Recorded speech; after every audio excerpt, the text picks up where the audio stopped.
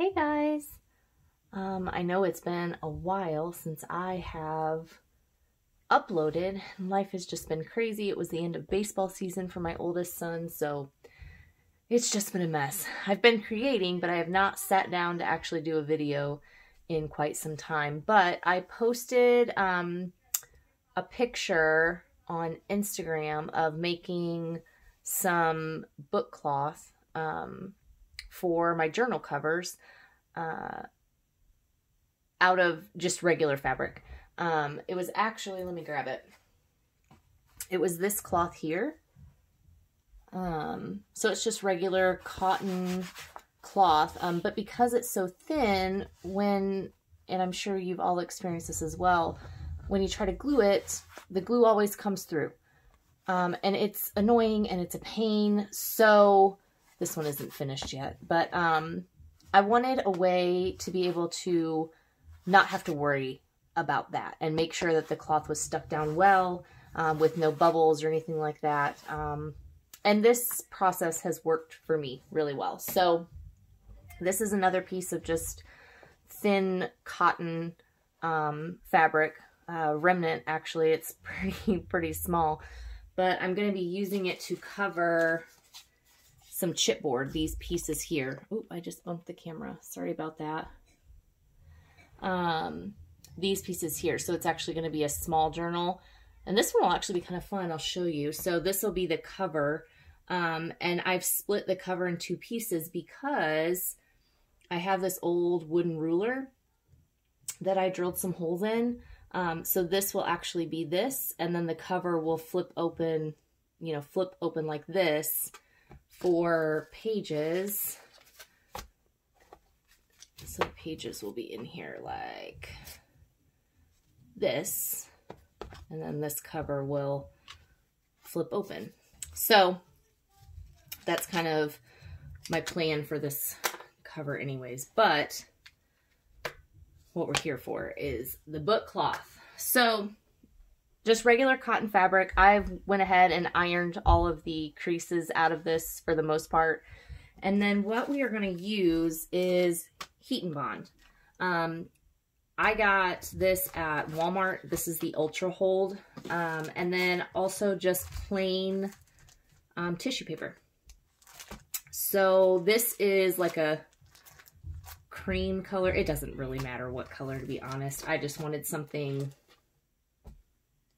neutral, I guess is what I'm trying to say. So first off, you want to cut a piece. This comes in like a big, this is a 1 yard package. So 17 inches by 1 yard is what it says. I just cut a piece that was a similar size to my fabric so that I don't waste this HeatnBond. It's not terribly expensive, but I don't want to waste it. So it has a glue side, which is not sticky at all because it's not heated up yet. And then it has a wax paper side. So what we want to do is take the back of your fabric and put the glue side on the back of the fabric like this.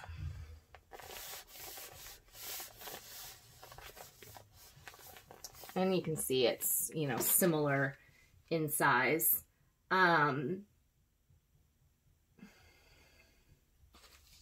Sorry. So once you have this down, what you'll want to do is have your iron at a medium setting, not too hot, and no steam, dry iron. And what we're going to do is just heat up this HeatnBond. If you've ever used it before, this is kind of, probably not as informative because you already know how to do it. But what we're going to do is put our iron on the paper side of the adhesive, heat up the adhesive so that it sticks to the fabric. And go slow with this. I usually, well, I won't speed the video up so you can see. So I'll just sit the iron on and hold it for, 5 or 8 seconds. And then scooch it a little bit and hold it. And you want to go over the entire space. And just make sure that it's really adhered down. And if there are spots Oh, this might not be hot enough. Let's crank it up a little bit because it's not very warm. Usually it melts pretty quickly.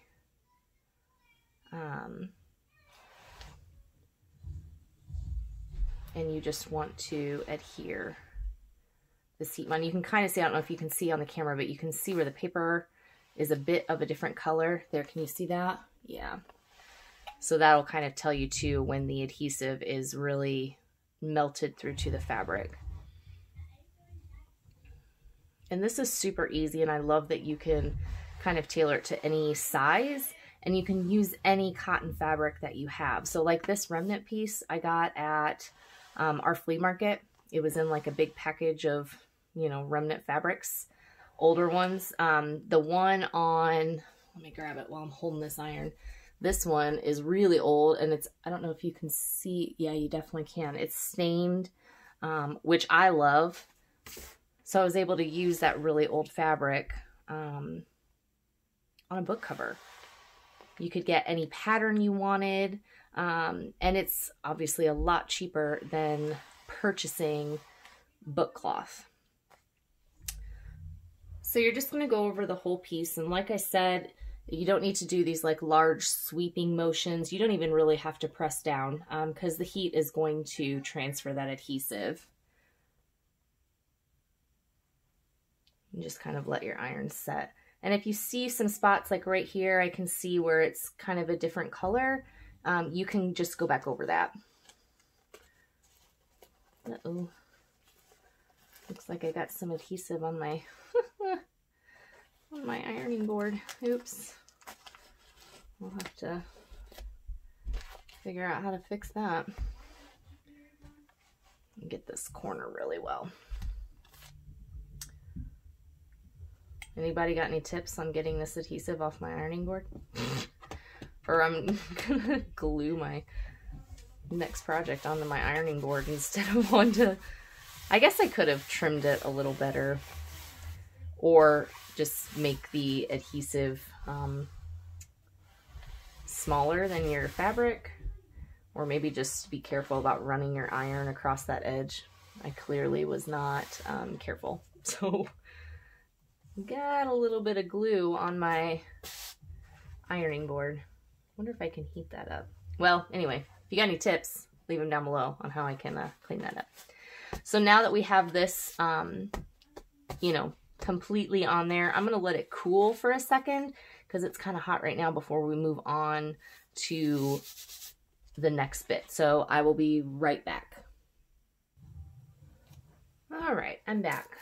While that was cooling, I actually, you can probably kind of see where the, well, that's off camera, but there was some glue up here. You might be able to see a little bit of a line, but what I did is I just took an old book page, put it on here, set my iron on it so that it would heat the glue back up again, and pulled it off, and quite a bit of the glue came off on the page, and then I just used my hand to rub the fabric, and I got most of it off. So now we have this with some strings. And what we're going to do is just peel off this backing like so. So now we have our fabric, and now the adhesive is stuck to our fabric here. And then we are going to use the tissue paper. So this particular tissue paper has, you know, two different sides. One is kind of shiny, like maybe it has some sort of wax coating or something on it, and the other one is not. And what I have found is that I prefer to put the waxy side onto the adhesive, so that down the line when I am gluing this to a cover, I don't have that waxy kind of barrier between my glue, like my PVA glue, and my cover. So, and I found that putting the wax down here onto the adhesive, if it is wax, I don't even know, but I found that it hasn't caused me any issues of it like separating. So we are just going to lay our tissue paper. I don't even know if it's wax. I don't know what it is, but we're just going to lay our tissue paper. And I do have some, just so I don't have this issue, I might trim off. Let me grab my scissors. I'm going to trim off this excess kind of glue that's around the edge so that I don't run into the same issue of it heating up and getting on my board again. So I know that this fabric for the particular project that I'm doing is larger than what I need, so I can trim this up and be fine. I just don't want to have to deal with the glue on my stuff. Again, that side's not bad. There's a bunch on this side though.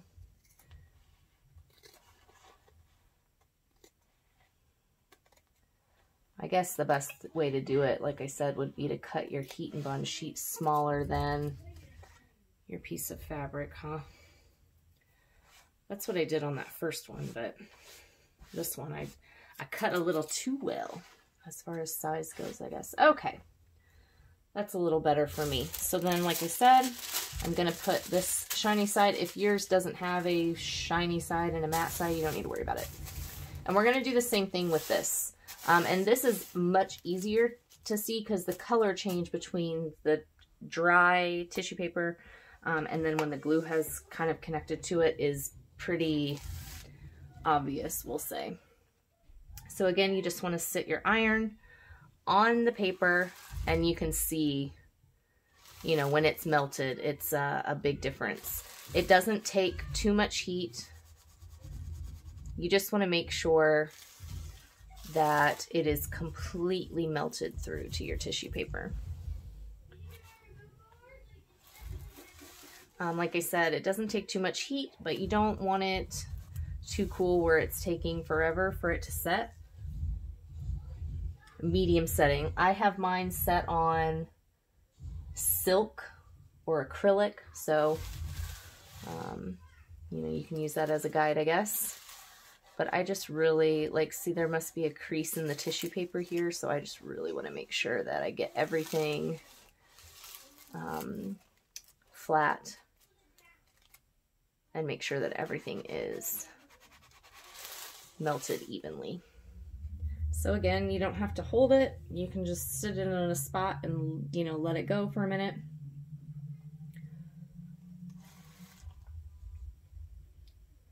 I know this is boring watching someone iron. Probably the same as watching someone vacuum, I would assume. Not that I've ever done that, but I think it would be the same. And again, if you've never used HeatnBond before, just make sure that your iron has no water in it. So I have one iron that has water. It's like my nicer iron that I'll use for clothing and just fabrics and stuff. This iron I got at the Goodwill for like $3, and I only use it for papers and you know, this kind of thing. And so I never put water in this particular iron, so it's always dry, because there are just some projects where water is not needed or necessary. So you can kind of see right here, ooh, that's hot, a line. I think that's from the tissue paper having a deep fold in it. So I'm going to go across it after I get the rest of this good heated up. I'm going to go across that. See, this was from, you can see this part too, see it right here? That's from a fold in the tissue paper as well. I really just want to get this good. And I mean, in the grand scheme of things, that tiny little crease is going to cause you no problem at all when it comes to covering your book. So you really don't have to worry about it too much, but you're not even going to notice it, to be honest. And there we go. So once that is on there, now we have our book cloth.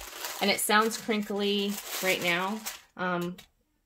That's only because there's tissue paper along the outside. So if we trim off, you don't have to do this at this point because you're probably going to trim your book cloth when you put it on. But if you're not, you can just trim the extra tissue paper off at this point.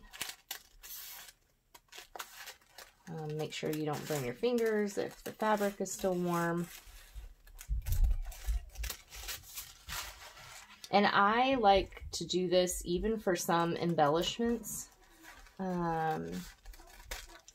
where, you know, I'm kind of worried about glue seeping through. It's just such a pain when it does that, because it changes the color of the fabric. I mean, you can definitely tell where the glue has come through. So, so there you go. Now you've got a book cloth. There's no crinkly sound. And there you have it. So I will come back and do the covering of this journal. I'll make that a separate video. But I just wanted to show you guys quickly how you can use any cloth using your HeatnBond, any fabric, any cotton fabric, I should say, and make a book cloth out of it. So I hope you found this helpful, and I will see you guys next time.